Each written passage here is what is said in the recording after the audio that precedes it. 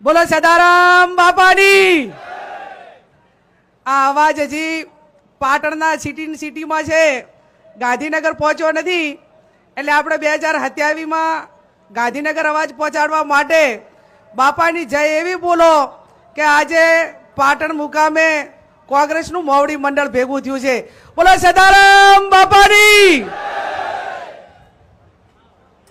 આજે આ પાટણની પવિત્ર ભૂમિ ઉપર કોંગ્રેસ પાર્ટીનું સૌ મોવડી મંડળ, ઓબીસી સમાજ હોય, સર્વ સમાજ હોય, અને ખાસ કરીને બનાસકાંઠાની જનતાનો આભાર ને બનાસકાંઠાની જનતાને અભિનંદન આપવા માટે, એમનો સત્કાર સમારંભ માટે અહીંયા ઉપસ્થિત છે એવા ગુજરાત પ્રદેશ કોંગ્રેસના પ્રભારી